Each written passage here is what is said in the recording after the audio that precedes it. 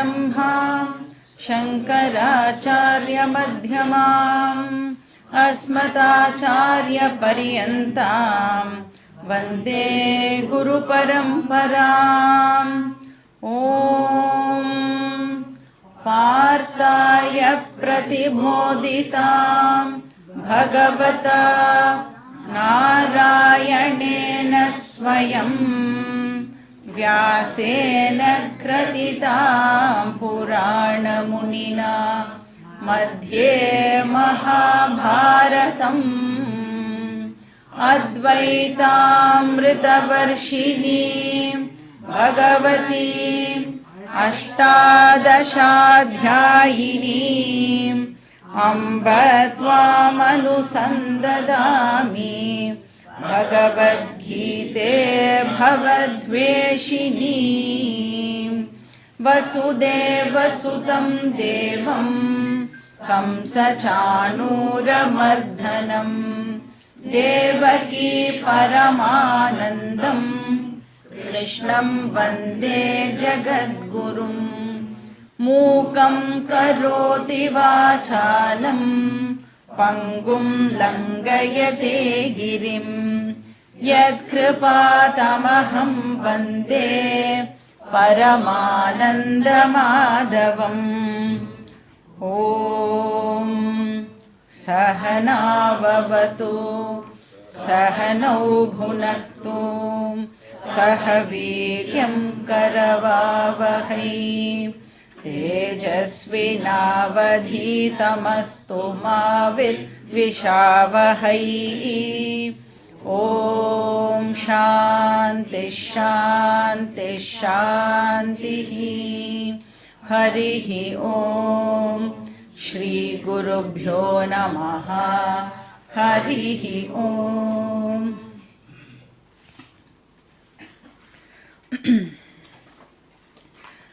அர்ஜுனன் வந்து இந்த டீச்சிங்கை ரிசீவ் பண்ணுறதுக்கான ஸ்டேஜஸை க்ராஸ் பண்ணிகிட்டே வந்தான் அப்படின்னு நாம் லாஸ்ட் கிளாஸில் பார்த்தோம். ஸோ ஃபஸ்ட்டு எனக்கு என்ன தெரியணும், இந்த டீச்சிங்கை நான் ரிசீவ் பண்ணணும் அப்படின்னா ஃபஸ்ட்டு எனக்கு என்ன தெரியணும், எனக்கு சம்சாரா ப்ராப்ளம் இருக்குது அப்படின்னு தெரியணும். சரி, ப்ராப்ளம் இருக்குதுன்னு தெரிஞ்சால் மட்டும் போருமா? அந்த ப்ராப்ளத்துக்கான சொல்யூஷன் என்கிட்டேயே இல்லை, அதனால நான் வேறு யார்கிட்டேயோ போகணும். ஐ எம் நவ் ஹெல்ப்லெஸ் அப்படின்ற அந்த ஸ்டேஜை நாம் க்ராஸ் பண்ணணும். அதுக்கப்புறம் என்ன பண்ணணும், யார் நம்மளுக்கு இதை சொல்லி தருவாளோ அவாக்கிட்ட நாம் சரணாகதி அடையணும், பிரபத்தி பண்ணணும் அப்படின்னு பார்த்தோம். ஸோ அந்த மாதிரி அவன் வந்து இப்போது கிருஷ்ணர்கிட்ட என்ன சொன்னான், சிஷ்யஸ்தேகம் ஷாதிமாம் துவாம் பிரபன்னம் அப்படின்னு சொன்னான். என்னை வந்து உங்களுடைய சிஷ்யனா ஏற்றுக்கோங்கோ. ஷாதிமாம், ஷாதினா என்னது, இன்ஸ்ட்ரக்ட் பண்ணுங்கோ, டீச் பண்ணுங்கோ அப்படின்னு வந்து அர்ஜுனன் வந்து கிருஷ்ணர்கிட்ட கேட்குறான். இப்போ அதனால தான் அர்ஜுனன் வந்து இப்படி கேட்டதுனால தான் நமக்கு வந்து இந்த கீதா சாஸ்திரமே வந்து கிடைக்கிறது. அப்போ இங்கே வந்து சஞ்சயன் என்ன சொன்னார், தமுவாச்ச ஹிருஷிகேஷா பிரஹசன்னிவ பாரத சேனையோருபயோர் மத்தியே விஷீதந்த மிதம் வச்சஹா. இந்த ரெண்டு சேனைகளுக்கும் நடுவில் இப்போ எப்படி இருக்கான் அர்ஜுனன் அப்படின்னா, விஷீதந்த மிதம், விஷீதந்த அப்படின்னு சொன்னால் ரொம்ப சோகமே உருவாகி இப்போ வந்து அர்ஜுனன் உட்கார்ந்துட்டு இருக்கான். அப்போ அந்த நேரத்தில் இதம் வச்சஹா, இதம்னா இந்த இடத்துல வந்து கீதா சாஸ்திரம், கீதா சாஸ்திரமானதை கிருஷ்ணர் வந்து இப்போது சொல்ல போகிறார். கிருஷ்ணர் எப்படி இருக்கார் அப்படின்னா, பிரஹசன்னிவ.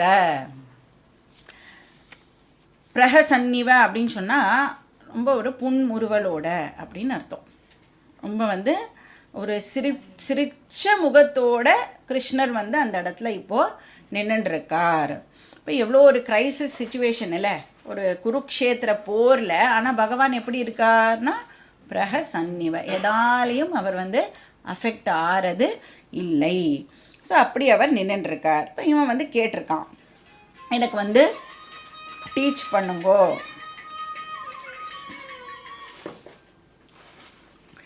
அதனால் வந்து கிருஷ்ணரும் இப்போ கீதா டீச்சிங்கை ஸ்டார்ட் பண்ண போகிறார். என்ன சொல்கிறார் கிருஷ்ணர்? ஸ்லோகம் படிச்சுட்டு பார்க்கலாம். ஸ்லோகா நம்பர் 11. ஸ்ரீ பகவானுவாச்ச அசோஸ்யானன் வசோஸ்சஸ்த்வம் பிரஜ்ஞாவாதாம்ஸ்ச பாஷசே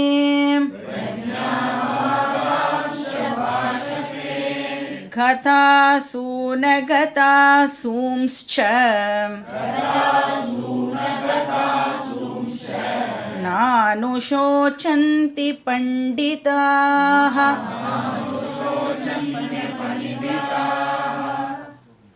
இப்போ இந்த ஸ்லோகம் வந்து வெரி வெரி இம்பார்ட்டண்ட் ஸ்லோகம். அந்த எக்ஸாம்க்கெலாம் படிக்கும்போது அந்த இன்டூலாம் போட்டு கிராஸ் போட்டு ஒரு 4 டாட்லாம் வச்சுப்போம்ல, அந்த மாதிரி நீங்கள் மார்க் பண்ணி வச்சுக்க வேண்டிய ஸ்லோகம். இப்போ யாராவது உங்களை நீ வந்து இவ்வளோ நாளாக கீதா கிளாஸ் போயின்ட்டுருக்கியே, அந்த கீதாவில் அப்படி என்ன தான் சொல்கிறது அப்படின்னு கேட்டால் இந்த ஸ்லோகத்தை சொல்லிவிட்டு நீங்கள் எழுந்து வந்துட்டே இருக்கலாம். ஏன்னா அவளுக்கு அர்த்தம் புரிய போகிறது இல்லை. ஆனால் நீங்கள் வந்து அர்த்தத்தை புரிஞ்சுட்டு அவளுக்கு இந்த ஸ்லோகத்தை கோட் பண்ணிவிட்டு எழுந்து வந்துடலாம். என்ன சொல்கிறார் கிருஷ்ணர்? ந அனுஷோச்சந்தி பண்டிதாக அப்படின்னு கிருஷ்ணர் வந்து கீதாவில் டீச் பண்ணியிருக்கார் அப்படின்னு சொல்லிட்டு நீங்கள் வந்து கிளம்பி வந்துடலாம். ஏன்னா அவ்வளோ வந்து ஒரு இம்பார்ட்டண்ட் ஸ்லோகம். இதில் தான் ஆக்சுவல் டீச்சிங் வந்து ஆரம்பிக்கிறது அப்படின்னு சொல்லலாம். ஸோ இங்கே வந்து ந அனுஷோச்சந்தி பண்டிதாகான்னு டீச்சிங்கை ஆரம்பித்து 18th சாப்டரில் 66th ஸ்லோகம் சர்வதர்மான் பரித்யஜ்ய இருக்குல்ல, அதில் மா சுச்சஹா அப்படின்னு சொல்லி கிருஷ்ணர் வந்து ரொம்ப பியூட்டிஃபுல்லாக அந்த டீச்சிங்கை கன்க்ளூட் பண்ணுவார். நீ வந்து துன்பப்பட வேண்டியது இல்லை, துன்பப்படாதே அப்படின்னு சொல்லி டீச்சிங்கை வந்து பியூட்டிஃபுல்லாக கிருஷ்ணர் வந்து கன்க்ளூட் பண்ணுவார். ஸோ இதுதான் வந்து எனி வேதாந்த சாஸ்திரத்தை நாம் எடுத்துட்டோம் அப்படின்னா எப்படி இருக்கும் அந்த டெக்ஸ்டே அப்படின்னா, ஏதோ ஒரு விஷயம் இதுதான் நான் சொல்ல போகிறேன் அப்படின்னு இன்ட்ரடியூஸ் பண்ணுவோம். அப்புறம் கன்க்ளூட் பண்ணும் பொழுது இதைத்தான் நான் உனக்கு சொல்லி கொடுத்தேன் அப்படின்னு பியூட்டிஃபுல்லாக அந்த இன்ட்ரொடக்ஷன் அண்ட் கன்க்ளூஷன் வந்து ரொம்ப கொஹரெண்ட்டாக கரெக்டாக இருக்கும். ஸோ அந்த மாதிரி இங்கே கிருஷ்ணர் வந்து ஆரம்பிக்கும் பொழுதே கீதாவுடைய என்டையர் டீச்சிங்கை இந்த ஒரு ஸ்லோகத்தில் பேக் பண்ணி ஃபஸ்ட்டே கொடுத்துட்றார் நம்மளுக்கு. ஸோ இங்கே என்ன சொல்கிறார் அப்படின்னா, எல்லா ஹியூமன் ப்ராப்ளம்ஸுக்கும் எது காரணம்? ஒருத்தருக்கு ஒரு பிரச்சனை இருக்குல்ல வாழ்க்கையில். இப்போ அந்த எல்லா பிரச்சனைக்கும் எது வந்து அடிப்படையான காரணம் அப்படின்னு பார்த்தா இக்னோரன்ஸ் அப்படின்னு சொல்கிறார். இக்னோரன்ஸ்னால் அறியாமை, அஜ்ஞானம். எதை பற்றின அறியாமை? எனக்கு நான் யாருன்னு தெரியல, செல்ஃப் இக்னோரன்ஸ் எனக்கு இருக்குது. அதுதான் நான் லைஃப்பில் கஷ்டப்படுறதுக்கான பேசிக் காரணமாக இருக்குது. அப்போ எனக்கு செல்ஃப் இக்னோரன்ஸ் தான் ப்ராப்ளம் அப்படின்னு சொன்னால் அந்த ப்ராப்ளம்க்கான சொல்யூஷன் என்னவாக இருக்க முடியும்? செல்ஃப் நாலெட்ஜ் தான் அந்த ப்ராப்ளமுக்கான சொல்யூஷனாக இருக்க முடியும். இதுதான் கீதா சாரஹா. உன்னோட லைஃபுக்கு ப்ராப்ளம் செல்ஃப் இக்னோரன்ஸ், அதுக்கான சொல்யூஷன் செல்ஃப் நாலேஜ். அதை தான் இந்த ஒரு ஸ்லோகம் வந்து கம்ப்ளீட்டாக நம்மளுக்கு சொல்லி கொடுக்குறது. ஸோ ஆத்ம அஜ்ஞானம் சம்சார காரணம். ஆத்ம ஜானம் எதுக்கு காரணமாக இருக்கும்? ஆத்ம அஜ்ஞானம் சம்சாரத்துக்கு காரணம்னு சொன்னால் ஆத்ம ஜானம் வெரி குட் மோக்ஷ காரணம். அப்போ மோக்ஷம் அப்படின்னு சொன்னால் சம்சாரத்திலிருந்து விடுதலை. இதுதான் வந்து கீ நோட்டு. இப்போ இந்த ஸ்டேட்மெண்ட்டை தான் பகவான் வந்து இங்கே இலாபரேட் பண்ணி நம்மளுக்கு சொல்ல போகிறார். அதனால தான் நீங்கள் பார்த்தீங்கன்னா ஒரு சாப்டர் முடியும் பொழுதும் என்ன சொல்லி முடிக்கிறோம் நம்ம? ஸ்ரீமத் பகவத்கீதாசு உபனிஷத்சு பிரம்ம வித்யாயாம் அப்படின்னு சொல்கிறோம் இல்லையா? அப்போ இது என்னது? பகவத்கீதாவில் என்ன சொல்லிட்டு இருக்கேன் நான் பகவத்கீதாலன்னா உபனிஷத்தில் சொல்லப்படுற அந்த பிரம்ம வித்யாவை நான் வந்து இங்கே டீச் பண்ணிட்டு இருக்கேன் அப்படின்னு கிருஷ்ணர் வந்து சொல்கிறார். அதனால இந்த செல்ஃப் நாலேஜ் இருக்குல்ல, செல்ஃப் நாலேஜ் தான் இந்த ப்ராப்ளம்க்கு சொல்யூஷன் அப்படின்னா அந்த செல்ஃப் நாலேஜுக்கு பேர் பிரம்ம வித்யா, இல்லைன்னா ஆத்ம வித்யா அப்படின்னும் அதை நாம் சொல்லலாம். ஸோ இதுதான் மொத்த கீதாவுடைய சென்ட்ரல் தீம். இப்போ கீதாவில் வந்து நிறைய சைடு டாபிக்ஸ்லாமும் நாம் வந்து பார்ப்போம். கர்மயோகம், உபாசனா யோகம், அதுக்கப்புறம் வந்து எப்படி பூஜை பண்ணணும், எப்படி தியானம் பண்ணணும், எல்லாமே வந்து கீதாவில் வந்து கிருஷ்ணர் எக்ஸ்பிளைன் பண்ணியிருப்பார். ஆனால் அதெல்லாம் சென்ட்ரல் தீம் கிடையாது. What is the central theme of Bhagavad Gita? ஆத்ம வித்யா, பிரம்ம வித்யா. அப்போ அதெல்லாம் பின்ன என்னத்துக்கு ஹெல்ப் பண்ணும் நம்மளுக்கு? இந்த ஆத்ம வித்யா நம்ம அண்டர்ஸ்டாண்ட் பண்ணிக்கணுன்னா நமக்கு ஒரு குவாலிஃபிகேஷன் தேவைப்படுறது இல்லையா, ஞான யோக்கியதா நமக்கு தேவைப்படுறது. அப்போ அந்த பாக்கி விஷயங்கள் எல்லாம் நாம் வந்து பண்ணும் பொழுது நமக்கு அந்த ஞான யோக்கியதா கிடைக்கிறது. அது மூலமாக நம்மளால் வந்து இந்த பிரம்ம வித்யாவை அண்டர்ஸ்டாண்ட் பண்ணிக்க முடியும். ஸோ கிருஷ்ணர் வந்து இப்போது இந்த ஐடியாவை எப்படி கன்வே பண்ணுறார் அப்படின்னா, எடுத்த உடனே அந்த சிக்ஸர் அப்படின்னு சொல்லுவாள்ல, அந்த மாதிரி வந்து இங்கே என்ன சொல்கிறார், ந அனுஷோச்சந்தி பண்டிதாகா அப்படின்னு தான் ஸ்டார்ட் பண்ணுறேன். நானுஷோச்சந்தி பண்டிதாகான்னு இருக்கு இல்லையா, அது எப்படி பிரிச்சுக்கணும்னா ந அனுஷோச்சந்தி பண்டிதாகா. பண்டிதாகா அப்படின்னா வைஸ் பீப்புள் அப்படின்னு அர்த்தம். ஞானிகள் ந அனுஷோச்சந்தி அப்படின்னா என்ன அர்த்தம்? ஞானிகள் துக்கப்படுவது இல்லை. ந அனுஷோச்சந்தி, சோச்சந்தினா துக்கப்படுறது, ந அனுஷோச்சந்தினா துக்கப்படுறது இல்லை. அப்போது ஞானிகள் துக்கப்படுறது இல்லை அப்படிங்கிற ஒரு ஸ்டேட்மெண்ட்லேருந்து நாம் என்ன கரோலரி டிரைவ் பண்ணலாம்?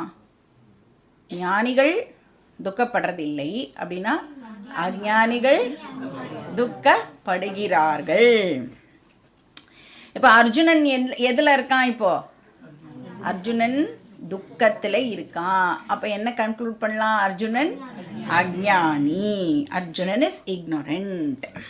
இப்போ அர்ஜுனன் கிட்ட மூஞ்சில் அடித்த மாதிரி அஞ்ஞானிடா நீனு அப்படின்னு கிருஷ்ணரால் சொல்ல முடியுமா? எப்படி நல்லாவே இருக்காதுல்ல, பாவம்ல. அவனே வந்து ஏதோ ஒரு குழப்பத்தில் இருக்கான். அவன்கிட்ட போய் உனக்கு வந்து அஞ்ஞானம் தான் உன்னுடைய பேசிக் ப்ராப்ளம் அப்படின்னு சொல்லி ஆரம்பித்தான். அவன் வந்து கேட்குறதையும் க்ளோஸ் பண்ணிட்டு, இவருக்கு என்னை பற்றி என்ன தெரியும், இவருக்கு பெருசாக பேச வந்துட்டார் அப்படின்னு சொல்லி டீச்சிங்கே அவனுக்கு உள்ளே போகாது. அதனால எப்படி சொல்கிறார்? ஞானிகள் துக்கப்படுறது இல்லை அப்படின்னு வந்து டீச்சிங்கை ஸ்டார்ட் பண்ணுறார். அப்போ அவனுக்கு அப்புறம் புரியும், ஓ அப்போனா நான் வந்து துக்கப்பட்டுன்னு இருக்கேன், அதனால நான் வந்து அஞ்ஞானி அப்படின்னு போக போக அவனுக்கு புரியும். சரி, ஏதோ அர்ஜுனன் தான் அஞ்ஞானி போல இருக்கு, அதனால கிருஷ்ணர் வந்து அர்ஜுனனுக்கு வந்து இந்த டீச்சிங்கை கொடுக்குறாரா அப்படின்னா, யாருக்கு இந்த டீச்சிங்கை? மொத்த ஹியூமனிட்டிக்கும் கிருஷ்ணர் வந்து இந்த டீச்சிங்கை கொடுக்குறார். இப்போது நம்ம எல்லாருக்கும் வந்து ஏதாவது ஒரு விஷயத்தை பற்றின துன்பம் இருக்கா இல்லையா? துயரப்படுறோமா இல்லையா? நிறைய விஷயங்கள் பற்றி நாம் வந்து இப்போது துயரப்படுறோம். அப்போது நேச்சுரலாக நம்ம எல்லாரும் எப்படி இருக்கோம் அப்படின்னா அஞ்ஞானியாக இருக்கும்.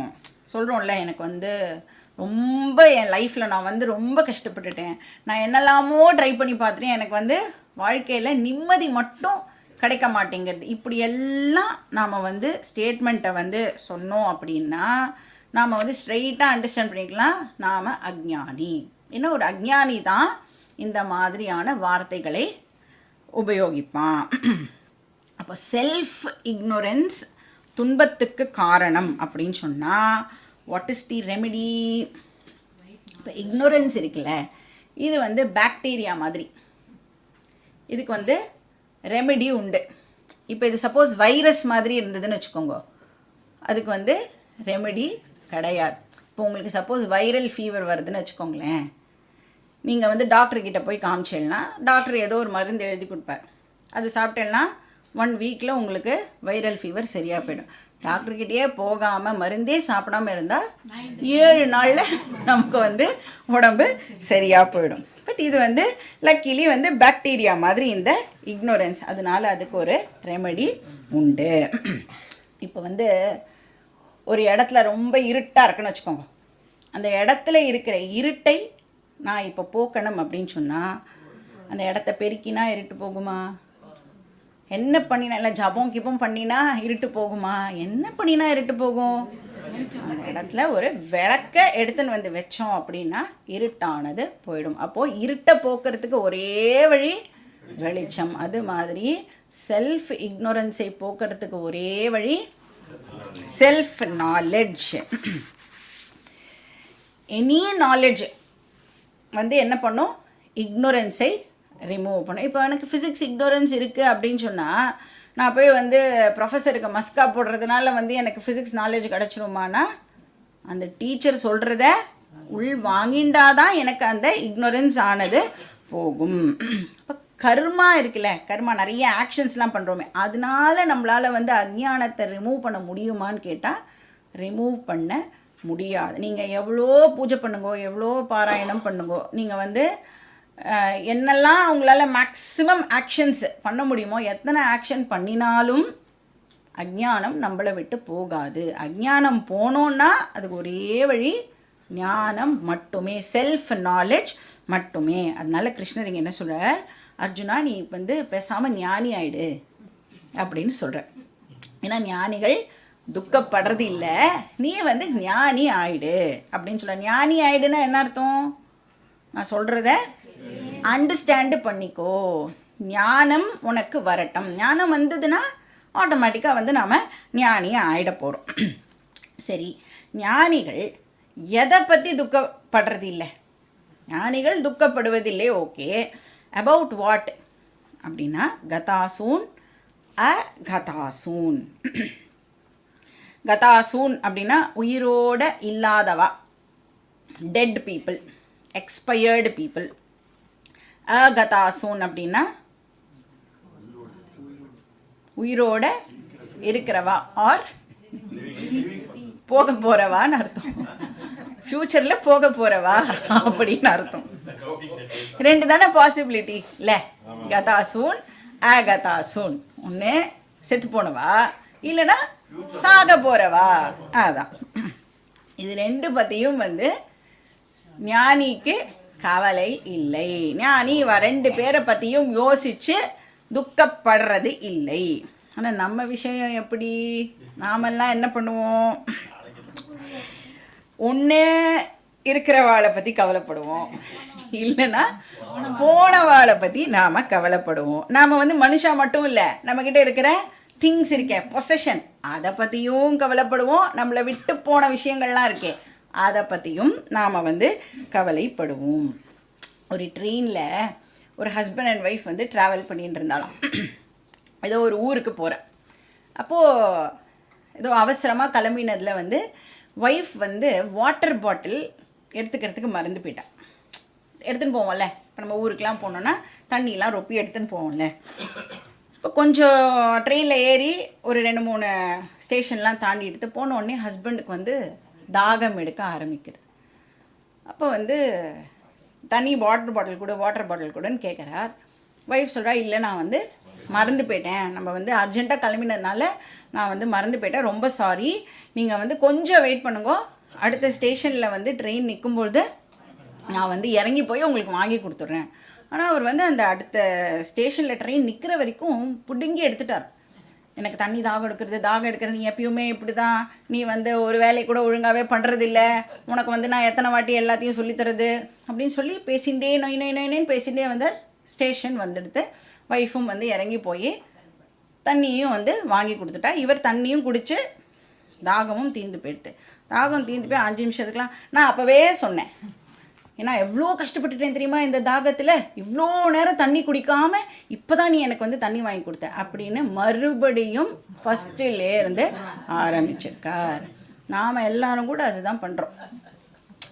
ஒரு விஷயம் என்றைக்கோ நடந்து முடிஞ்சிருக்கோம், ஆனால் இப்போ என்ன பண்ணுவோம், எனக்கு தெரியும் நீ எப்பயுமே இப்படி தான் பண்ணுவேன், அன்றைக்கும் நீ வந்து இப்படி தான் பண்ண அப்படின்னு நடந்து முடிஞ்ச விஷயத்தை பற்றியும் புலம்புறது, அதுக்கப்புறம் நடக்க போகிற விஷயத்தையும் பற்றியும் புலம்புறது. ப்ரெசண்ட்டில் மட்டும் நம்மளால் இருக்க முடியாது. எப்பயுமே ஒன்று பாஸ்ட்டு இல்லைனா ஃப்யூச்சர். இதை பற்றி தான் நாம் வந்து கவலைப்பட்டு இருப்போம். அதனால கிருஷ்ணர் இங்கே இந்த ரெண்டை பற்றி மட்டும் லிஸ்ட் பண்ணுறார். கதாசூன் அகதாசூன். நாம் வந்து ஆப்ஜெக்ட்ஸ் எல்லாம் கூட அதில் சேர்த்துக்கலாம்.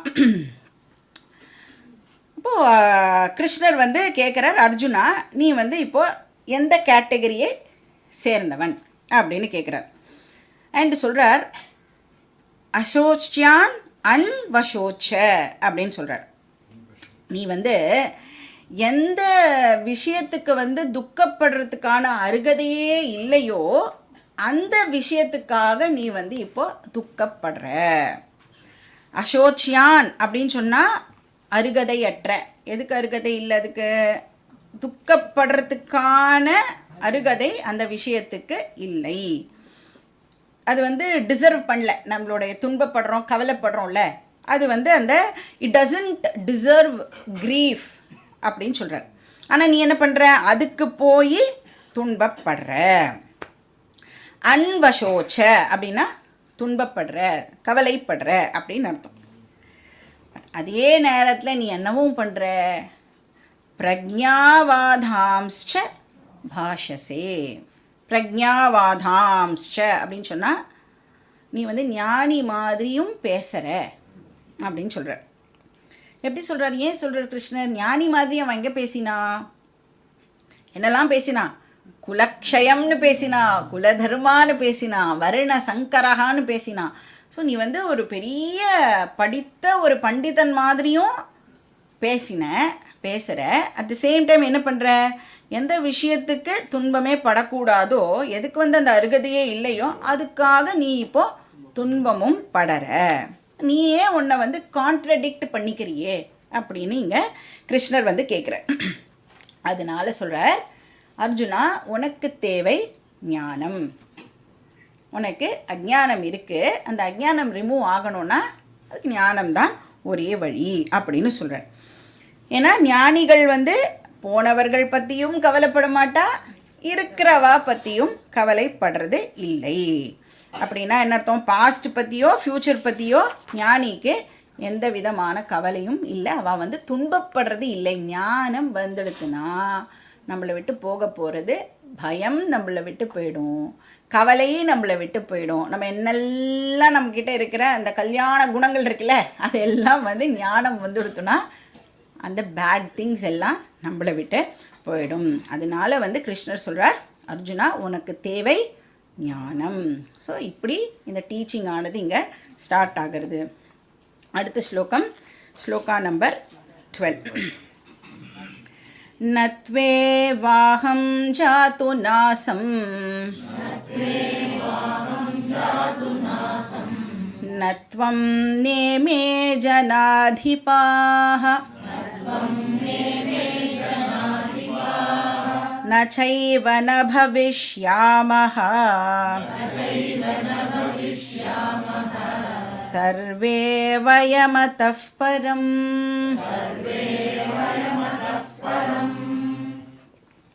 போன ஸ்லோகத்தில் கிருஷ்ணர் வந்து என்டையர் கீதா சாஸ்திரத்தை கண்டென்ஸ் பண்ணி சொன்னார். அப்படின்னா இந்த ஸ்லோகத்திலிருந்து அதை வந்து நம்மளுக்கு எக்ஸ்பேண்ட் பண்ணி சொல்ல போகிறார், விவரிக்க போகிறார்.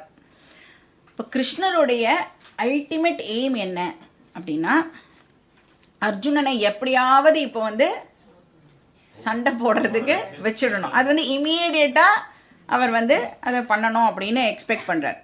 அதுக்கப்புறம் இன்னொரு ரெஸ்பான்சிபிலிட்டியாக என்னது கிருஷ்ணருக்கு? அர்ஜுனனுடைய சம்சாரா ப்ராப்ளத்தையும் வந்து இப்போது ரிமூவ் பண்ணணும். ஒன்று வந்து இமீடியட் ப்ராப்ளம், இன்னொன்று வந்து அந்த ஃபண்டமெண்டல் ப்ராப்ளம் இருக்குது, அதையும் வந்து ரிமூவ் பண்ணணும்.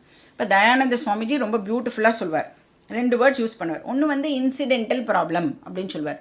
இன்சிடென்டல் ப்ராப்ளம்னா தற்காலிகமாக இருக்கக்கூடிய ப்ராப்ளம். இன்னொன்று வந்து ஃபண்டமெண்டல் பேசிக் ப்ராப்ளம்.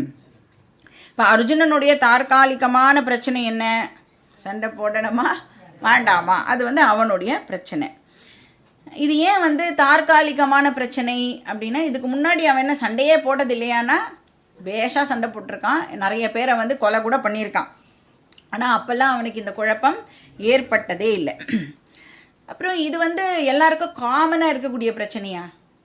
சண்டை போடுறதுங்கிறது எல்லாருக்கும் காமனாக இருக்கக்கூடிய பிரச்சனையான காமன் பிரச்சனை கிடையாது. இது சத்ரியா ப்ராப்ளம் இல்லையா? இது யார் வந்து சத்ரியனோ அவனுக்கு மட்டும்தான் இப்போ இந்த பிரச்சனையானது இருக்கும். இப்போ நமக்கெல்லாம் எடுத்துட்டோன்னா நாமெல்லாம் வந்து கிரகஸ்தா இல்லையா, ஃபேமிலியில் இருக்கோம் அப்படின்னு சொன்னால் நமக்கு ஒருத்தருக்கும் வந்து ஒரு விதமான ப்ராப்ளம் இருக்கும். அப்போ அந்த இன்சிடென்டல் ப்ராப்ளம் வந்து டிஃப்ரெண்ட்டாக இருக்கும் ஒருத்தருக்கும். ஆனால் அந்த ஃபண்டமெண்டல் ப்ராப்ளம் இருக்கே அது எப்படிப்பட்டது? அர்ஜுனனுக்கும் அந்த ப்ராப்ளம் இருந்தது, நம்ம எல்லாருக்கும் கூட அந்த ப்ராப்ளம் ஆனது இருக்குது. ஏன்னா அந்த ஃபண்டமெண்டல் ப்ராப்ளம் என்னது? சம்சாரா ப்ராப்ளம். அது எல்லா மனுஷனுக்கும் இருக்கக்கூடியது. ஆனால் இன்சிடென்டல் ப்ராப்ளம் வந்து மனுஷனுக்கு மனுஷன் வந்து வேறுபடும். நம்மளுடைய ஃபேமிலியை பொறுத்த ப்ராப்ளம்ஸ் வந்து டிஃபர் ஆகும். இப்போ இந்த 2 பிரச்சனையையும் வந்து கிருஷ்ணர் தீர்த்து வைக்கணும். இப்போ இந்த சம்சாரா ப்ராப்ளம் அப்படின்னா என்ன அர்த்தம்? சம்சாரா ப்ராப்ளம், நம்ம எல்லாருக்கும் என்ன சம்சாரா ப்ராப்ளம் இருக்குது? எல்லாருக்கும் என்ன ப்ராப்ளம் இருக்குது? ராக சோக மோக இருக்கா இல்லையா? நிறையா விஷயங்கள் மேலே நம்மளுக்கு அட்டாச்மெண்ட் இருக்கா இல்லையா? அது என்னை விட்டு போயிடுத்துனா என்ன, நான் துக்கப்படுவேனா மாட்டேனா? அது என்னை விட்டு போயிடுத்துனா என்ன பண்ணுறது அப்படி நான் யோசிக்கும் பொழுதே நிறைய ராங்கான டெசிஷன்ஸும் என் வாழ்க்கையில் நான் எடுக்கிறேன். அப்போ பேசிக்காக நம்ம எல்லாருக்கும் வந்து சம்சாரா ப்ராப்ளம் ஆனது இருக்குது. ஸோ இது 2 பிரச்சனைக்கும் வந்து கிருஷ்ணர் வந்து இப்போது அவர் தீர்த்து வைக்கணும். அப்போ இந்த பிரச்சனையை தீர்த்து வைக்கிறதுக்கு கிருஷ்ணர் என்ன பண்ணுறார் அப்படின்னா 3 ஆங்கிள்லேருந்து இந்த பிரச்சனையை வந்து கிருஷ்ணர் வந்து அனலைஸ் பண்ணுறார். ஃபர்ஸ்ட் ஆங்கிள் என்னன்னா தத்துவம் ஆங்கிள்லேருந்து, அந்த உண்மையை பற்றின விஷயம் அப்படிங்கிற ஆங்கிள்லேருந்து, எது உண்மை உலகத்தில் எது உண்மை அப்படிங்கிற ஆங்கிள்லேருந்து இந்த ப்ராப்ளமுக்கு சொல்யூஷனை சொல்கிறார். 2வது வந்து தர்மத்தோடைய ஆங்கிள்லேருந்து இந்த ப்ராப்ளமுக்கு என்ன சொல்யூஷன் அப்படிங்கிறத சொல்கிறார். தர்மம்னா எத்திக்கல் ஆங்கிள். 3வது வந்து லௌகீக ஆங்கிள், அதாவது வேர்ல்டுலி ஆங்கிள்லேருந்து இந்த ப்ராப்ளமுக்கு என்ன சொல்யூஷன் அப்படிங்கிறதையும் வந்து கிருஷ்ணர் வந்து சொல்கிறார். ஸோ எப்படி பார்த்தாலும் இந்த 3 ஆங்கிளில் பார்த்தா நீ வந்து கட்டாயம் சண்டை போட்டே ஆகணும் அப்படிங்கிறத கிருஷ்ணர் வந்து அவனுக்கு எடுத்து புரிய வைக்க போகிறார். இந்த 3 ஆங்கிள்ஸில் எது வந்து கீதாவுடைய மெயின் ஆர்கியூமெண்ட் அப்படின்னா தத்துவம் ஆங்கிள் தான் கீதாவுடைய மெயின் டீச்சிங். இந்த தர்ம ஆங்கிள் லௌகீக ஆங்கிள்லாம் வந்து ரெண்டாவதாக சொல்லக்கூடிய ஒரு விஷயம். ஏன் வந்து கிருஷ்ணர் தத்துவ ஆங்கிளுக்கு இம்பார்ட்டன்ஸ் கொடுக்குறார் அப்படின்னு பார்த்தோன்னா, அர்ஜுனனுக்கு ஆல்ரெடி தர்மசாஸ்திரம் தெரியும். அவனுக்கு வந்து தர்மம்லாம் வந்து தெரியாதானா அவன் யாரோட தம்பி? தர்மபுத்திரனோட தம்பி. அவனுக்கு தர்மமெல்லாம் நன்னாவே தெரியும். ஆனால் ஜஸ்ட் இப்போ அவனோட புத்தி வந்து குழம்பி போயிருக்கு இல்லையா? அதனால் கிருஷ்ணர் வந்து எதை எம்ஃபசைஸ் பண்ணுறாருனா தத்துவம் ஆங்கிளை தான் வந்து கிருஷ்ணர் எம்ஃபசைஸ் பண்ணுறார். அண்ட் அவன் வந்து நிறையா டைம் வந்து கிருஷ்ணரோடவும் ஸ்பெண்ட் பண்ணியிருக்கார் அர்ஜுனன். அதனால் அவனுக்கு தெரியும் எது கரெக்டு எது தப்பு எல்லாம் அவனுக்கு தெரியும். ஆனால் டைம் பீயிங் அவன் வந்து குழம்பி போயிருக்கான், அவ்வளோதான். அதனால இங்கே தத்துவம் ஆங்கிளுக்கு கிருஷ்ணர் இம்பார்ட்டன்ஸ் கொடுக்குறார். இப்போ என்ன சொல்லுவார் அப்படின்னா, அர்ஜுனா உன்னுடைய உண்மையான ஸ்வரூபம் என்னன்னு நான் உனக்கு சொல்கிறேன். பீஷ்மரோட உண்மையான ஸ்வரூபம் என்னன்னு சொல்கிறேன். துரோணரோட உண்மையான ஸ்வரூபம் என்னன்னு சொல்கிறேன். என்னுடைய உண்மையான ஸ்வரூபம் என்னன்னு நான் சொல்கிறேன். இது தெரிஞ்சதுக்கப்புறமா நீ டிசைட் பண்ணு சண்டை போடணுமா வேண்டாமா அப்படின்னு. அப்போ இந்த உண்மையான ஸ்வரூபம் பற்றி தெரிஞ்சுக்கிறோம்ல, அதுக்கு பேர் ஆத்ம வித்யா. இந்த ஆத்ம தத்துவம் பற்றி 12வது ஸ்லோகத்திலிருந்து 25வது ஸ்லோகம் வரைக்கும் கிருஷ்ணர் நம்மளுக்கு எக்ஸ்பிளைன் பண்ண போகிறார். இது சொல்லி முடிச்சுட்டு இவ்வளோ தூரம்லாம் கூட போக வேண்டாம், நீ வந்து தர்மத்துடைய ஆங்கிள்லேருந்து பார்த்தா கூட நீ வந்து சண்டை போட்டுத்தான் ஆகணும் அப்படிங்கிறத வந்து பின்னாடி சொல்லுவார். ஏன்னா ஸ்வதர்மமபி சாவேக்ஷிய நவிகம்பித்து மருஹசி அப்படின்னு ஒரு ஸ்லோகம் வரும். நீ வந்து இந்த எத்திக்கல் ஆங்கிளில் பார்த்தா கூட சண்டை போடுறதுங்கிறது வந்து என்ன அர்த்தம்? ஒரு சத்திரியனுக்கு சண்டை போடுறது தான் தர்மம். ஹிம்சை பண்ணுறது சத்திரியனுடைய தர்மம். அந்த ப்ரொஃபஷனல் எத்திக்ஸ்லாம் சொல்கிறோம்ல, அந்த க்ஷத்ரியா ப்ரொஃபஷனுக்கு சண்டை போடுறது வந்து எத்திக்கல் ஆங்கிள்லேருந்து கரெக்டு. இப்போ வந்து ஒரு டெரரிஸ்ட்டுன்னு வச்சுக்கோங்களேன், அவன் வந்து நிறைய பேரை வந்து கொலை பண்ணியிருக்கான்னா அந்த டெரரிஸ்ட்டுக்கு இப்போ தூக்கு தண்டனை கொடுக்கறது சரியா தப்பா? ஐயோ பாவம் அந்த டெரரிஸ்ட் அப்படின்னு சொல்லணுமா, இல்லைனா அவனுக்கு வந்து கேபிட்டல் பனிஷ்மெண்ட் கொடுக்கணுமா? கேபிட்டல் பனிஷ்மெண்ட் கொடுக்காம விட்டால் அதுதான் தப்பு இல்லையா? அந்த மாதிரியான விஷயம் இது அப்படின்னு சொல்கிறார். சரி, உன்னால் வந்து தர்ம லெவலில் இதை யோசித்து சண்டை போட முடியலை அப்படின்னா கூட நீ வேர்ல்டுலி ஆங்கிள்லேருந்து யோசித்து பார்த்தேன்னா, வேர்ல்டுலி ஆங்கிள்னால் உன்னுடைய பேர் புகழ் உனக்குன்னு இருக்கிற ரெப்புடேஷன் இதெல்லாம் நீ வந்து காப்பாற்றிக்கணும் அப்படின்னா அப்போ கூட நீ வந்து சண்டை போட்டு தான் ஆகணும்.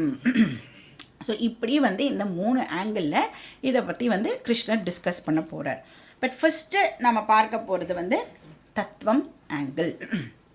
தத்துவம் அப்படிங்கிற வார்த்தை வந்துடுதுன்னு சொன்னாலே அந்த இடத்துல வந்து ஆத்மா அப்படிங்கிற விஷயம் இப்போது உள்ளே வந்து ஆகணும். ஏன்னா தத்துவம் அப்படின்னா உண்மை, அல்டிமேட் ட்ரூத், ரியாலிட்டி அப்படின்னு அர்த்தம். உலகத்தில் இருக்கிற ஒரே ரியாலிட்டி ஆத்மா. அதனால் தத்துவம்னு சொன்னால் ஆத்மா இப்போது என்டர் பண்ணி ஆகணும். ஸோ நாம் வந்து இனிஷியல் கிளாஸஸில் இன்ட்ரொடக்ஷன் அப்படின்னு சொல்லி கொஞ்சம் கிளாஸஸ்லாம் பார்த்தோம்ல, அதில் வந்து ஒரு இண்டிவிஜுவலையே நாம் வந்து டிஃப்ரெண்ட் ஆங்கிள்ஸ்லேருந்து அனலைஸ் பண்ணினோம். ஞாபகம் இருக்கோம் உங்களுக்கு? அனாத்மா அப்படின்னு சொல்லி நிறைய விஷயங்கள் பார்த்தோம். 3 சரீரமாக பிரித்தோம், பஞ்ச கோஷாவாக பிரித்தோம், அதெல்லாம் பிரித்து அதெல்லாம் வந்து ஆத்மா கிடையாது அப்படின்னு பார்த்தோம். அப்போ ஆத்மானா என்ன அப்படின்னு அங்கே கேள்வி கேட்டபோது அதை நாம் 2வது அத்தியாயத்தில் பார்ப்போம் அப்படின்னு சொல்லியிருப்போம். இப்போ வாட் இஸ் தட் ஆத்மா? இன்றைக்கி வந்து யாரெல்லாம் வந்து தத்துவபோதா கிளாஸு அட்டன் பண்ணேலோ அவளுக்கெலாம் வந்து ரொம்ப ரொம்ப ஈஸியாக இது வந்து புரியும். தத்துவபோதா கிளாஸ் அட்டன் பண்ணலைன்னா அவளுக்கெலாம் கொஞ்சம் கஷ்டப்பட்டாதான் இந்த விஷயம் புரியும். ஸோ ஆத்மா கஹ அப்படின்னா ஸ்தூல சூக்ஷ்ம காரண சரீராத் வ்யதிரிக்தஹ பஞ்சகோஷா தீதசன் அவஸ்தாத்ரய சாட்சி சச்சித் ஆனந்த ஸ்வரூபசன் எஸ் திஷ்டதி ச ஆத்மா. யாரெல்லாம் இன்னைக்கு தத்துவபோதா கிளாஸ் கேட்டேள்?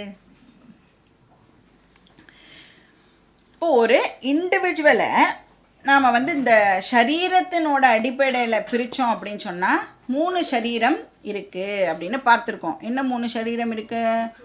ஸ்தூல சரீரம், சூக்ஷ்ம சரீரம், காரண சரீரம். ஆத்மா எப்படிப்பட்டது? ஸ்தூல சூக்ஷ்ம காரண சரீர வியதிரிக்தா.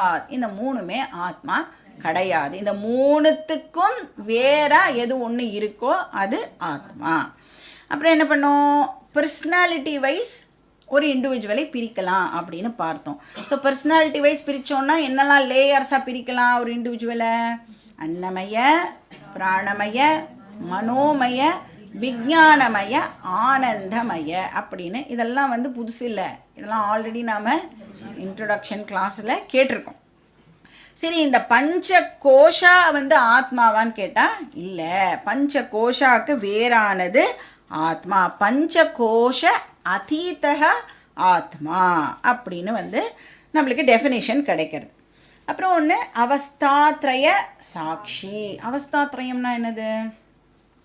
இன்னும் நீங்கள் ஒரே அவஸ்தையாக கேள்விலாம் கேட்குறீர்கள் அப்படின்னு சொல்லக்கூடாது. அவஸ்தாத்ரயமும் நாம் வந்து படிச்சிருக்கோம். என்ன 3 அவஸ்தா? ஜாக்கிரத அவஸ்தா, ஸ்வப்ன அவஸ்தா, சுஷுப்தி அவஸ்தா. இப்போ இந்த 3 அவஸ்தா இருக்கு இல்லையா, இந்த 3 அவஸ்தாவையும் விட்னஸ் பண்ணுற பிரின்சிபிள் ஆத்மா.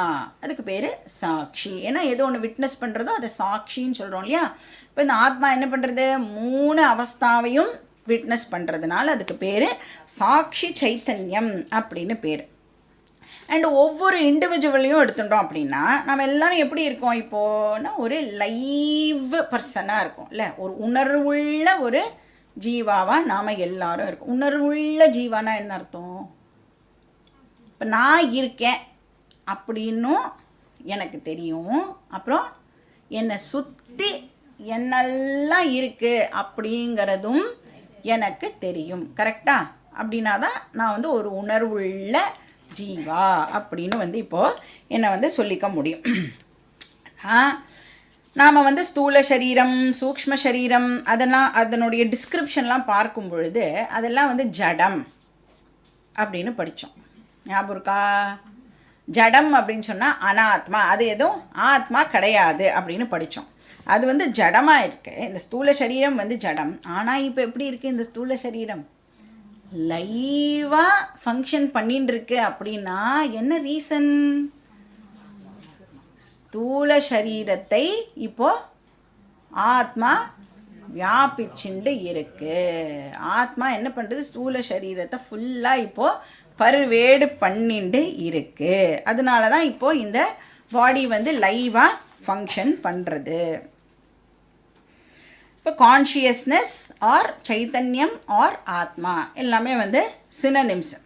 அது என்ன பண்ணுறது? இப்போ இந்த உடம்பை வந்து ஃபுல்லாக பருவேடு பண்ணி இந்த உடம்பை வந்து சென்ஷியண்ட்டாக ஆக்கிறது, லைவாக ஆக்கிறது. இப்போ கான்ஷியஸ்னஸ்ஸை நாம் வந்து அண்டர்ஸ்டாண்ட் பண்ணிக்கணும், ஒரு ஆத்மாவை அண்டர்ஸ்டாண்ட் பண்ணிக்கணும்னா ஜென்ரலி என்ன பண்ணுவான்னா ஒரு லைட் பிரின்சிபலோடு அதை வந்து கம்பேர் பண்ணி நம்மளுக்கு வந்து புரிய வைக்கிறதுக்கு முயற்சி பண்ணுவாள். நாமளும் வந்து புரிஞ்சிக்கிறதுக்கு முயற்சி பண்ணலாம். இப்போ இந்த ஹாலில் லைட் இருக்கா இல்லையா? எங்கெல்லாம் இருக்குது லைட்டு? ஹால் முழுக்க இப்போ வந்து லைட்டு வியாபிச்சுன்னு இருக்கு. இப்போ இந்த ஹாலில் என்னெல்லாம் இருக்குது? நிறைய பேர் உட்காந்துட்டு இருக்கோம், நிறைய ஆப்ஜெக்ட்ஸ் இருக்குது, சேர் இருக்குது, டேபிள் இருக்குது, மைக் இருக்குது, ஃபோன் இருக்குது, இல்லை நிறைய விஷயங்கள் இப்போ இந்த ஹாலில் இருக்குது. அப்போது நான் எந்த ஆப்ஜெக்டை பார்த்தாலும், இப்போ வந்து இங்கே மைக்கை பாருங்கள் எல்லோரும், நீங்கள் மைக்கை எல்லோரும் பார்த்துட்டுனா ஆக்சுவலாக என்ன பார்க்குறோம்? நம்ம மைக்கு ப்ளஸ் லைட்டு. கரெக்டாக? மைக்கு ப்ளஸ் லைட்டு. இப்போ லைட் இல்லைன்னா நம்மளால் மைக்கை பார்க்க முடியுமா? மைக்கை நம்மளால் பார்க்க முடியாது. அப்போ அந்த லைட்டு என்ன பண்ணுறது? இங்கே இருக்கிற ஆப்ஜெக்ட்ஸ் எல்லாத்தையும் லைட்டு வந்து இப்போது பர்வேடு பண்ணுறது. இப்போ லைட்டு வந்து இது மேலே ஃபுல்லாக படர்ந்து இருக்குது, இந்த ஹால் முழுக்க லைட் வந்து படர்ந்து இருக்குது. அதனால தான் என்னெல்லாம் திங்ஸ் இருக்குது அப்படின்னு நமக்கு தெரியறது. சரி, இப்போ இந்த மைக்கு வந்து லைட்டை பர்வேட் பண்ணுறது. இப்போ இந்த மைக்கோடைய பார்ட்டா லைட்டு? மைக்கோடைய ஒரு அங்கமா லைட்டு அப்படின்னா இல்லை. மைக்கோட ஒரு ப்ராப்பர்ட்டியா, ஒரு ஆட்ரிபியூட்டா லைட்டுனா இல்லை. மைக்கோட ப்ராடக்டா, மைக்கு வந்து லைட்டை ப்ரொடியூஸ் பண்ணுறதா அப்படின்னா இல்லை. அப்போது லைட்டு வந்து மைக்கோட பார்ட்டும் கிடையாது, ப்ராடக்டும் கிடையாது, ப்ராப்பர்ட்டியும் கிடையாது. இப்போ இது எப்படி வந்து ஒரு ஜடமோ, மைக்குங்கிறது எப்படி ஒரு ஜடமோ அந்த மாதிரி தான் இந்த ஸ்தூல சரீரமும் ஜடம். பை நேச்சர் ஸ்தூல சரீரம் வந்து ஜடம். இப்போ இந்த உடம்பு இப்போ நம்ம பார்க்குறோம் அப்படின்னா லைட்டு வந்து இப்போ இந்த உடம்பை வந்து பர்வேட் பண்ணுறதுல எப்படி மைக்கை பர்வேட் பண்ணுறதோ அந்த மாதிரி ஒரு உடம்பையும் இப்போ வந்து லைட்டு வந்து பர்வேட் பண்ணுறது. இப்போ லைட்டு என்னோட உடம்போட ஒரு பார்ட்டா, என்னோட உடம்போட ஒரு ப்ராப்பர்ட்டியா, என்னோட உடம்போட ஒரு ப்ராடக்டா? அப்போ லைட்டு என்னது? பின்ன லைட்டுக்கும் எனக்கும் ஏதாவது சம்பந்தம் இருக்கா? லைட்டுக்கும் எனக்கும் எந்த ஒரு சம்பந்தமும் இல்லை. அப்போ லைட்டு வந்து ஒரு இண்டிபெண்ட் என்டிட்டி. கரெக்டாக? லைட்டுக்கும் இந்த பாடிக்கும் எந்த விதமான கனெக்ஷனும் இல்லை, லைட்டுக்கும் மைக்குக்கும் எந்த விதமான கனெக்ஷனும் இல்லை. அப்போ லைட் எப்படிப்பட்டதாக இருக்குது? ஒரு இண்டிபெண்ட் என்டிட்டி. அதுக்கப்புறம் இப்போ லைட்டு வந்து இப்போ இந்த மைக்கை நம்ம பார்க்குறோம், என்ன சொல்கிறோம்? மைக்கு ப்ளஸ் லைட்டு பார்க்குறோம் அப்படின்னு சொல்கிறோம். இப்போ இந்த லைட்டு மைக்கோட பவுண்ட்ரியோட அது பர்வேட் பண்ணுறத ஸ்டாப் பண்ணிடுறதா? புரியுறதா கேள்வி? மைக்குக்கு ஒரு பவுண்ட்ரி இருக்குல்ல, ஒரு ஷேப் இருக்குல்ல, இந்த ஷேப்போட லைட் வந்து முடிஞ்சு போய்டுறதா, இல்லைன்னா அந்த ஷேப்பை தாண்டி இந்த பவுண்ட்ரியை தாண்டியும் லைட் இருக்கா? இப்போ இதை தாண்டியும் இப்போ லைட் இருக்குது. இப்போ இந்த உடம்பையும் லைட்டு பர்வேட் பண்ணுறது. இப்போ இந்த உடம்புக்கு வந்து ஒரு பவுண்ட்ரி இருக்குது. இந்த உடம்போட பவுண்ட்ரியோட லைட் நின்று போய்டுறதா?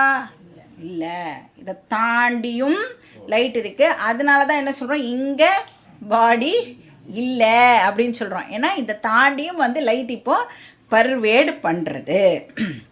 சரி, இப்போ வந்து இந்த மைக்கை நான் இங்கேருந்து எடுத்துவிட்டேன்னு வச்சுக்கோங்க. இப்போ எடுத்துகிட்டா டிஸ்டர்ப் ஆகிடும். எடுத்த மாதிரி இமேஜின், இல்லை ஃபோன் வச்சுருக்கேன், இப்போ இந்த ஃபோன் தெரியறது இங்கே அப்படின்னா, இப்போ நான் ஃபோனை இந்த இடத்துலேருந்து ரிமூவ் பண்ணிட்டா இங்கே இருக்கிற லைட் என்ன ஆகும்? அது அப்படியே தான் கண்டினியூ ஆகும். இப்போ இந்த பாடியை இந்த இடத்துலேருந்து நான் மூவ் பண்ணிட்டேன் அப்படின்னு சொன்னால் லைட் என்ன ஆகும்? லைட்டுக்கு எதுவுமே ஆகாது. லைட்டு பாட்டுக்கு முன்னாடி எப்படி இருந்ததோ அப்படியே தான் கண்டினியூ ஆகும். இப்போ லைட்டு பிரின்சிபல் நம்மளுக்கு புரிஞ்சுதா? இதை அப்படியே எடுத்து கான்ஷியஸ்னஸுக்கு போட்டு அண்டர்ஸ்டாண்ட் பண்ணிக்கிறதுக்கு நாம் ட்ரை பண்ணணும். இப்போ ஃபஸ்ட்டு கான்ஷியஸ்னஸ் இந்த பாடியோட பார்ட்டோ ப்ராடக்டோ ப்ராப்பர்ட்டியோ கிடையாது. நான் கான்ஷியஸ்னஸ் இருக்கிறதுனால தான் இந்த பாடி லைவாக ஃபங்க்ஷன் பண்ணிட்டு இருக்கு, சென்ஷியண்ட்டாக இருக்குது. எனக்கு வந்து நான் யாருன்னு தெரியறது, என்னை சுற்றி என்னெல்லாம் இருக்குதுன்னு எல்லாம் தெரியறது. ஆனாலும் கான்ஷியஸ்னஸ் இந்த பாடியோடைய பார்ட்டோ ப்ராடக்டோ ப்ராப்பர்ட்டியோ கிடையாது. எப்படி வந்து லைட் இருக்கிறதுனால தான் எனக்கு எல்லா ஆப்ஜெக்ட்ஸும் தெரிய வருதோ, இருந்தாலும் லைட்டு எந்த ஆப்ஜெக்டோட பார்ட்டோ ப்ராடக்டோ ப்ராப்பர்ட்டியோ கிடையாது. இப்போ consciousness is not a part, a product or property of this body. ரெண்டாவது பாயிண்ட், கான்ஷியஸ்னஸ் வந்து ஒரு இண்டிபெண்ட் என்டிட்டி. கரெக்டா? லைட் எப்படி ஒரு இண்டிபெண்ட் என்டிட்டியோ அது மாதிரி கான்ஷியஸ்னஸ் ஒரு இண்டிபெண்ட் என்டிட்டி. இந்த பாடிக்கும் கான்ஷியஸ்னஸுக்கும் எந்த விதமான சம்பந்தமும் இல்லை. அது ஒரு இண்டிபெண்ட் என்டிட்டி. ஆனால் அது என்ன பண்ணுறது, இந்த பாடி முழுக்க வியாபிச்சு இந்த பாடிக்கு சென்ஷியன்சியை கொடுக்கறது, லைவாக இருக்குல்ல, உணர்வுத்தன்மையை கொடுக்கறது.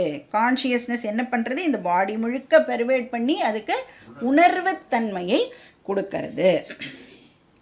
அப்புறம் மூணாவது என்ன பார்த்தோம் பாயிண்ட்டு, கான்ஷியஸ்னஸ் வந்து இந்த பாடியோட பவுண்ட்ரியோட முடிஞ்சு போகிறது இல்லை, இந்த பவுண்ட்ரியை தாண்டியும் அது வியாபிச்சு இருக்குது. எப்படி லைட்டு இப்போ ஹால் முழுக்க வியாபிச்சு இருக்கோ அது மாதிரி கான்ஷியஸ்னஸ் எல்லா இடத்துலையும் வியாபிச்சு இருக்குது. அது பவுண்ட்ரியோட ஒரு ஆப்ஜெக்டோட பவுண்ட்ரியோட முடிஞ்சிறது கிடையாது, அதை தாண்டியும் அது எல்லா இடத்துலையும் வியாபிச்சு இருக்குது.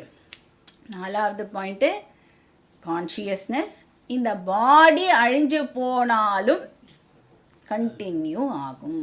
எப்படி வந்து ஒரு ஆப்ஜெக்டை அந்த இடத்துலேருந்து போனாலும் லைட் அந்த இடத்துல கண்டினியூ ஆகிறதோ அது மாதிரி இந்த உடம்பு அழிஞ்சு போனாலும் கான்ஷியஸ்னஸுக்கு எதுவுமே ஆகாது. கான்ஷியஸ்னஸ் வந்து கண்டினியூ ஆகும்.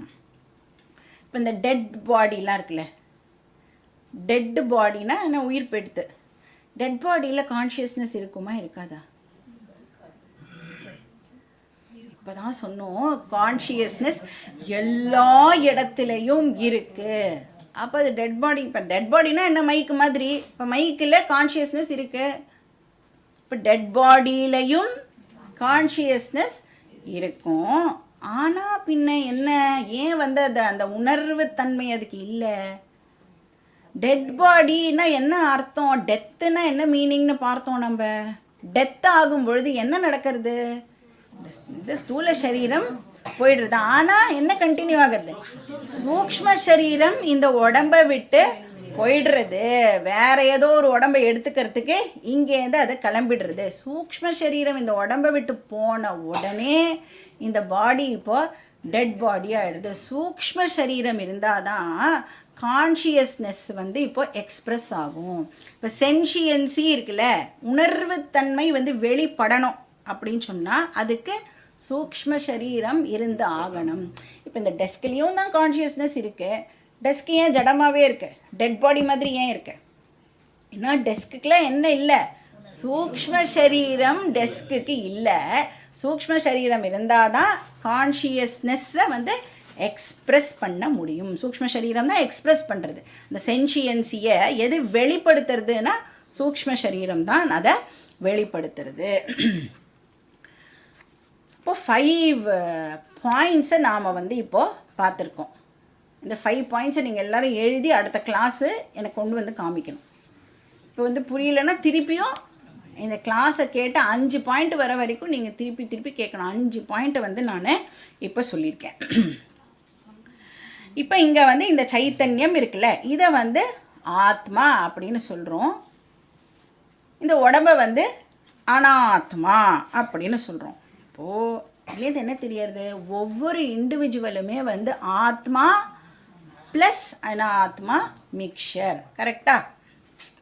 இப்போ வந்து இந்த மைக் அப்படின்னா இதில் என்ன இருக்குது, மைக் ப்ளஸ் லைட்டு அப்படின்னு சொல்கிறோம்ல, அந்த மாதிரி இந்த பாடிங்கிற அனாத்மா ப்ளஸ் ஆத்மா வந்து ஒவ்வொரு இண்டிவிஜுவலும் வந்து ஆத்மா ப்ளஸ் அனாத்மா மிக்சர்.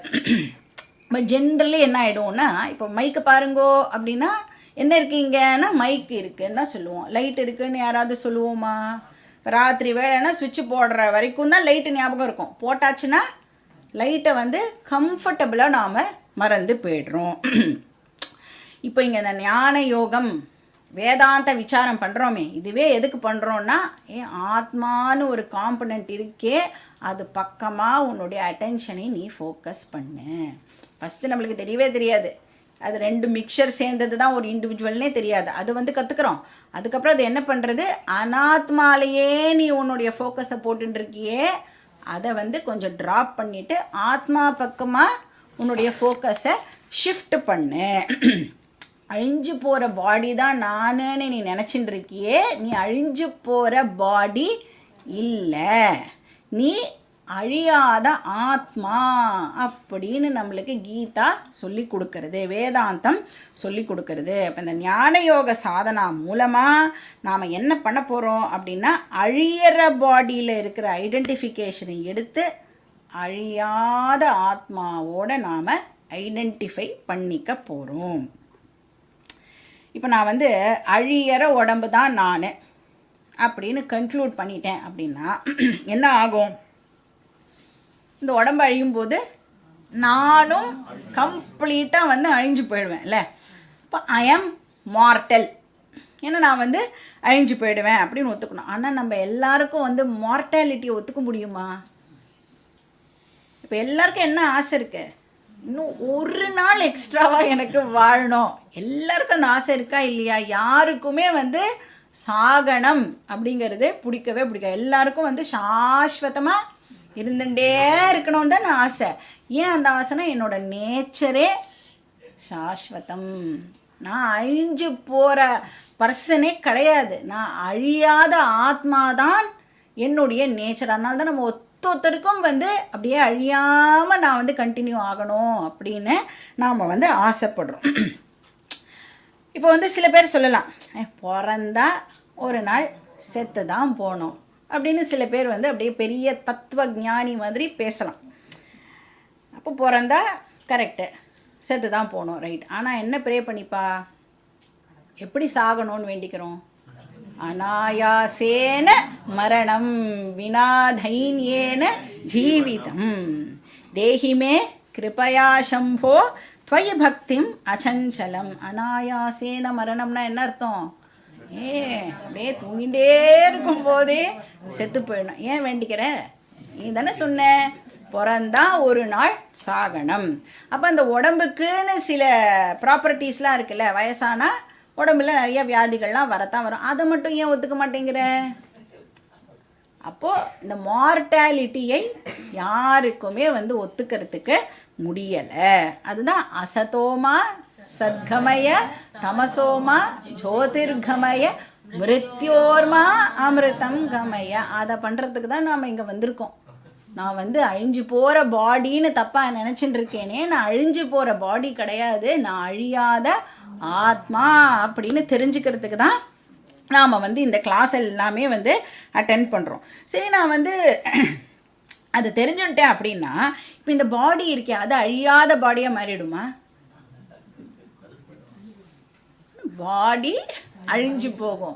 நாம் என்ன சொல்லிட்டு இருக்கோம் இங்கே? நான் பாடியே கிடையாதுன்னு சொல்லிட்டு இருக்கோம். ஸோ திருப்பி அப்படி கன்ஃபியூஸ்லாம் ஆகிடக்கூடாது. சரி, நான் வந்து தெரிஞ்சுட்டதுக்கு அப்புறமா ஆத்மா வந்து அழியாத ஆத்மாவாக மாறப்போகிறதா? ஆத்மா எப்பவுமே அழியாதது, எப்பவுமே அழியாத ஆத்மான்னு நான் வந்து இப்போது அண்டர்ஸ்டாண்ட் பண்ணிக்க போகிறேன். எப்பவுமே அழியக்கூடிய உடம்பு நான் இல்லை அப்படின்னு நான் வந்து அண்டர்ஸ்டாண்ட் பண்ணிக்க போகிறேன். ஸோ ஐடென்டிஃபிகேஷனை ஷிஃப்ட் பண்ணணும். இப்போது நீ யார் அப்படின்னு கேட்டால் எது ஞாபகத்துக்கு வருது நம்மளுக்கு? முதல்ல இந்த சரீரம் தானே ஞாபகத்துக்கு வருது. ஏன்னா நான் இந்த சரீரம்னு ஐடென்டிஃபை பண்ணி வச்சுட்டுருக்கோம். தேக அபிமானம் நமக்கு இருக்குது. இப்போ ஞான யோக சாதனை என்ன பண்ணுறதுன்னா தேக அபிமானத்தை ரிமூவ் பண்ணி நீ தேகமே இல்லை, நீ வந்து ஆத்மா, ஆத்மாவோட ஒன்றை நீனு ஐடென்டிஃபை பண்ணிக்கோ அப்படின்னு வந்து நம்மளுக்கு சொல்கிறது. ஸோ இப்படி நான் ஐடென்டிஃபை பண்ணிக்கணும்னா நம்மளுடைய திங்கிங் பேட்டர்னை இப்போ நாம் கொஞ்சம் மாற்றணும் இல்லையா? எப்படி அந்த பேட்டர்னை மாற்றுறது? அதுக்கும் சாஸ்திரம் நிறைய டீச்சிங் மெத்தடாலஜிஸ்லாம் நம்மளுக்கு கொடுக்குறது. அதில் ஒரு மெத்தடாலஜிக்கு பேர் திருக் திருஷ்ய விவேகம் அப்படின்னு. இது வந்து ஒரு டீச்சிங் மெத்தடாலஜி.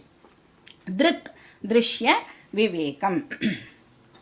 திருஷ்யம் அப்படின்னு சொன்னால் பார்க்கப்படும் பொருள் அப்படின்னு அர்த்தம், ஒரு ஆப்ஜெக்டு. திருக் அப்படின்னா பார்ப்பவன், சீயர் அப்படின்னு அர்த்தம், ஒரு எக்ஸ்பீரியன்சர்.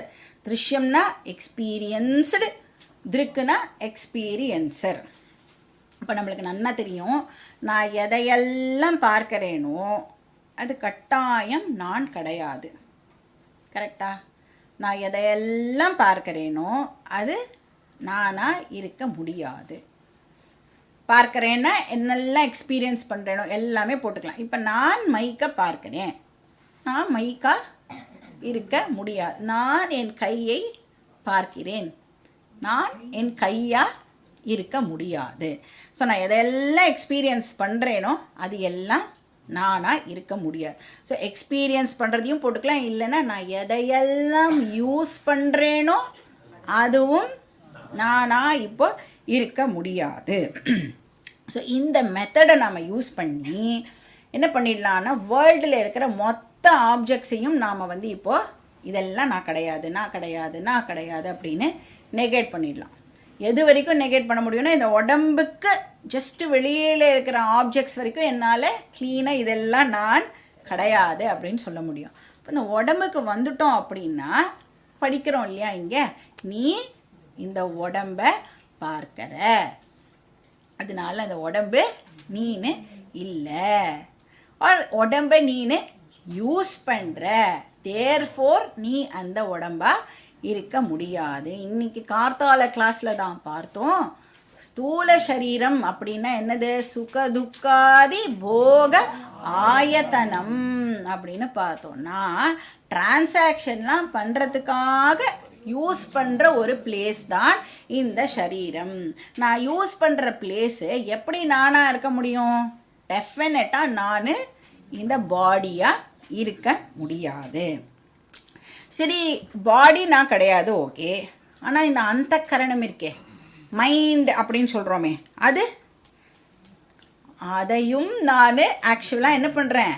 யூஸ் பண்ணுறேன். முழிச்சுட்டு இருக்கும் பொழுது ஃபுல்லாக அது ஃபங்க்ஷன் ஆகிறது, கனவு காணும் பொழுது பார்ஷியலாக அது ஃபங்க்ஷன் ஆகிறது, தூங்கும் பொழுது சுத்தமாக அது ஃபங்க்ஷன் பண்ணுறது இல்லை. அப்போ மைண்டையும் நான் ஆக்சுவலாக யூஸ் பண்ணிட்டு இருக்கேன். அப்போ அது நானாக இருக்க முடியுமானா அது நான் கிடையாது.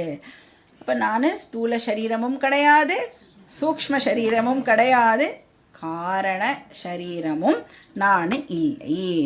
அப்போ நான் யார் அப்படின்னா இங்கே வந்து கிருஷ்ணர் சொல்ற நீ எக்ஸ்பீரியன்சர். இப்போ வந்து கண் இருக்கு இல்லையா, கண்ணு தான் எல்லாத்தையும் பார்க்கறது, கரெக்டாக?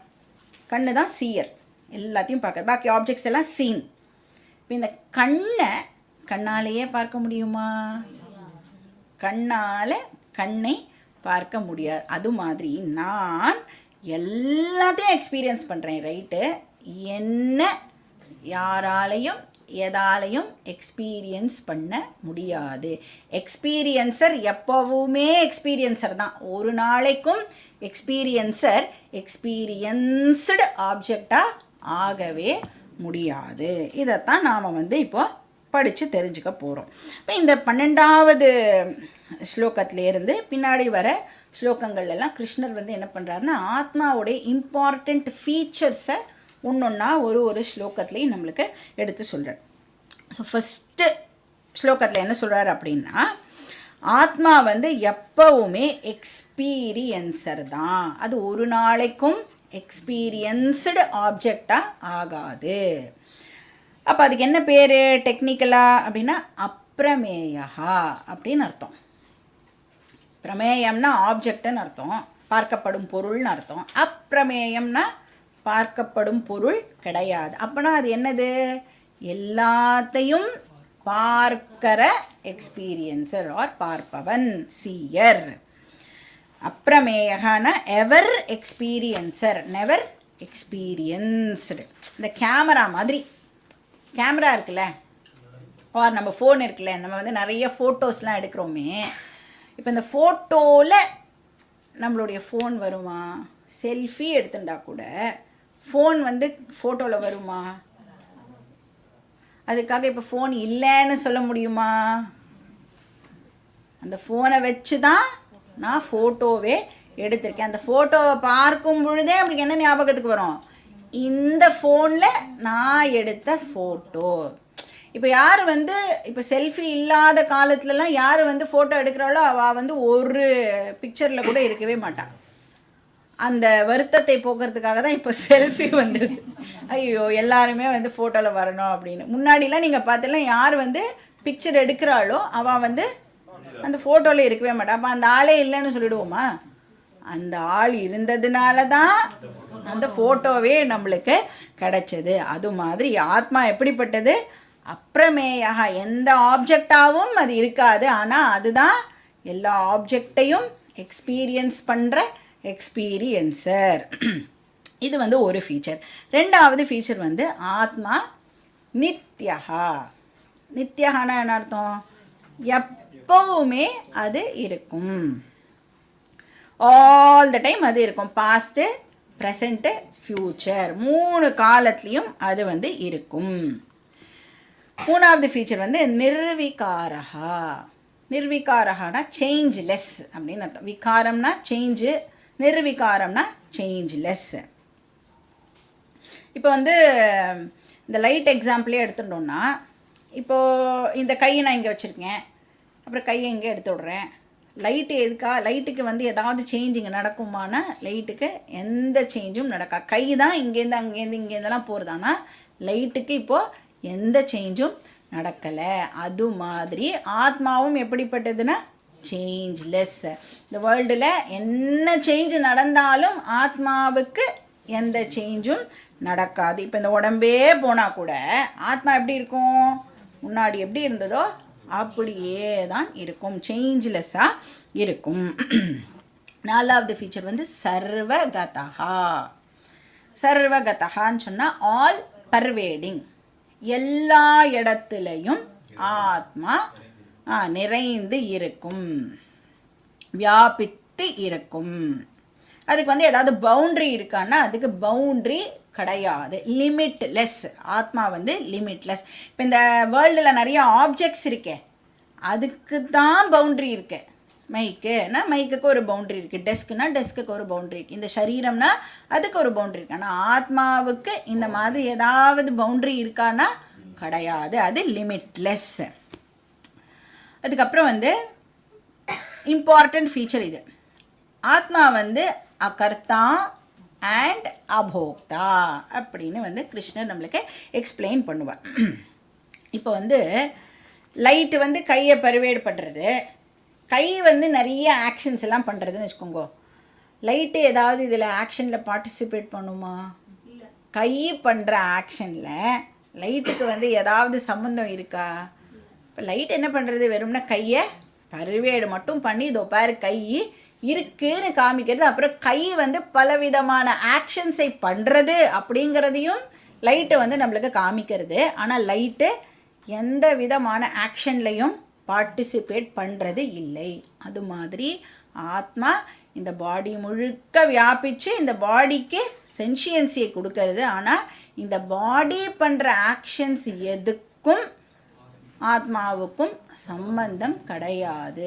ஆத்மா அகர்த்தா, ஆத்மா எந்த விதமான ஆக்டிவிட்டியையும் பண்ணுறது இல்லை. அப்போ எது பண்ணுறது? பாடி தான் எல்லா ஆக்ஷன்ஸையும் பண்ணுறது. பாடி வந்து கர்த்தா, ஆனால் ஆத்மா அகர்த்தா. இப்போ வந்து நான் எந்த ஆக்ஷனுமே பண்ணுறதில்ல அப்படின்னா நான் ஏதாவது ஆக்ஷனோட ரிசல்ட்டை வந்து எக்ஸ்பீரியன்ஸ் பண்ணுவேனா? இப்போ நான் அகர்த்தானா நான் என்னவாகவும் இருந்தாகணும், அபோக்தாவாகவும் நான் இருந்தாகணும். இப்போது கர்த்தா அப்படின்னு சொன்னால் நான் பண்ணேன்னா எனக்கு ரிசல்ட் வரும். அந்த ரிசல்ட் பாபமோ புண்ணியமோ அதை வந்து நான் அனுபவிச்சாகணும். யார் கர்த்தாவோ அவன் போக்தா. இப்போ யார் அகர்த்தாவோ அவன் அபோக்தா. அப்போ ஆத்மா வந்து அகர்த்தா அப்படின்னு சொன்னால் ஆத்மா அபோக்தாவும் கூட. ஸோ என்னெல்லாம் ஃபீச்சர்ஸ் பார்த்துருக்கோம்? அப்ரமேயா, நித்யா, நிர்விகாரா, சர்வகதா, அகர்த்தா, அபோக்தா. இதுதான் வந்து 12வது ஸ்லோகத்திலிருந்து 25வது ஸ்லோகம் வரைக்கும் இருக்கிற விஷயம். இப்போ கீதாவோட டீச்சிங்கே ஆக்சுவலாக வந்து இதுலேருந்து தான் ஆரம்பிக்குது. இப்போ எடுத்த உடனேயே கிருஷ்ணன் வந்து தத்துவம் ஆங்கிள்லேருந்து தான் டீச்சிங்கை ஸ்டார்ட் பண்ணுறார். அதுக்கு தான் நாம் என்ன பண்ணினோம், கீதா படிக்கிறதுக்கு முன்னாடி இன்ட்ரொடக்ஷன் அப்படின்னு சொல்லி ஒரு 9 கிளாஸாக 7 கிளாஸ் வந்து நம்ம இன்ட்ரொடக்ஷன் கிளாஸே வந்து பார்த்துட்டு, ஏன்னா அது அந்த பேக்ரவுண்டோடு இப்போ வந்து நான் ஈஸியாக வந்து ஸ்தூல சரீரம் சூக்ஷ்ம சரீரம் அப்படின்னு சொல்லிட்டு போயிடலாம். இல்லைனா ஃபஸ்ட்லேருந்து இப்போ நான் வந்து அதெல்லாம் எக்ஸ்பிளைன் பண்ணி உங்களுக்கு சொல்லணும். அதனால தான் இந்த இன்ட்ரொடக்ஷன் கிளாஸ். சரி, இன்ட்ரொடக்ஷன் கிளாஸ் எல்லாம் கூட உங்களுக்கு பத்தாதுன்னு சொல்லி தான் இப்போ என்ன ஆரம்பிச்சிருக்கோம், தத்துவபோதம் ஆரம்பிச்சிருக்கோம். அது இன்னும் டீட்டெயில்டாக வந்து இந்த ஒரு விஷயத்தை பற்றியும் எக்ஸ்பிளைன் பண்ணுறது. அப்போ கீதாவோட பேரலாக அதுவும் கரெக்டாக இந்த 2வது சாப்டர் இந்த 12 to 25 இருக்குல்ல, அதோட கூட சேர்ந்து நாம் தத்துவபோதம் படித்தோம் அப்படின்னா நத்திங் லைக் தட். அந்த கேக் வாக் அப்படின்னு சொல்லுவாள், அந்த மாதிரி ஈஸியாக நம்மளுக்கு புரியும். இன்றைக்கி கார்த்தால கிளாஸ் அட்டன் பண்ண வாழ்க்கை இது ஈஸியாக இருந்ததா இல்லையா? டெஃபினட்டாக வந்து ஈஸியாக இருந்திருக்கும். அதனால தான் தத்துவபோதம் மிஸ் பண்ணாதீங்கோ, கிளாஸ் அட்டன் பண்ணுங்கோ அப்படின்னு சொல்கிறோம். ஏன்னா இது வந்து திருப்பியும் சொல்கிற மாதிரி இட் இஸ் நாட் அ கதா காலக்ஷேபம். ராமாயணமோ மகாபாரதமோ படிக்கிறதுக்காக நாம் இங்கே வரலை. எதுக்காக வந்திருக்கோம்? மோக்ஷம் அடையிறதுக்காக வந்திருக்கோம். It's not a joke. இந்த ஜென்மாவோட முடிஞ்சு போடுது. நெக்ஸ்ட் ஜென்மா எனக்கு வந்து கிடையாது அப்படின்னா அதுக்கு எவ்வளோ சின்சியராக எவ்வளோ கமிட்டடாக படிக்கணும்ல. ராமாயணம் வந்து இப்போது ராமர் இந்த ஆசிரமத்துக்கு போனார், ஆசிரமம் பேர் தெரியலனா பரவாயில்ல, அதனால் ஏதாவது நம்மளுக்கு ஆகுமானா ஒன்றும் ஆகாது. ஆனால் ஆத்மா அப்ரமேயா, ஐயோ அப்ரமேயானா எனக்கு தெரியலையேனா முடிஞ்சு போச்சு, லைஃபு வேஸ்ட்டு. அதனால் வந்து மிஸ் பண்ணாமல் கிளாஸ் மட்டும் தயவு செஞ்சு கட் பண்ணவே பண்ணாதீங்க. ஏன்னா இப்போ வர போர்ஷன்ஸ் எல்லாம் வந்து என்னை பற்றி சொல்ல போகிறது. என்னை பற்றினா அவாவா சொல்லிக்கணும். என்னை பற்றி கிருஷ்ணர் இப்போது சொல்ல போகிறார். என்னுடைய உண்மையான நேச்சரை பற்றி கிருஷ்ணர் வந்து இங்கே எக்ஸ்பிளைன் பண்ண போகிறார். மிஸ் பண்ணிட்டோம் அப்படின்னா நெக்ஸ்ட் ஜென்மா திருப்பியும் அதாவது இந்த மாதிரி ஒரு டீச்சர்கிட்ட வந்து உட்காந்து படிக்கணும். அதனால் மிஸ் பண்ணாமல் கிளாஸுக்கு வரணும். தத்துவபோதாவையும் மிஸ் பண்ணாதீங்கோ. என்னோட சின்சியர் ரிக்வெஸ்ட். சேர்ந்து படித்தேன்னா ரொம்ப ரொம்ப ஈஸியாக உங்களுக்கு புரியும். அதனால் தத்துவபோதாவும் மிஸ் பண்ணாமல் கிளாஸ் அட்டென்ட் பண்ணுறதுக்கு ட்ரை பண்ணுங்க. பாக்கி டீட்டெயில்ஸ் நம்ம வந்து நெக்ஸ்ட் கிளாஸ்லேயே பார்க்கலாம்.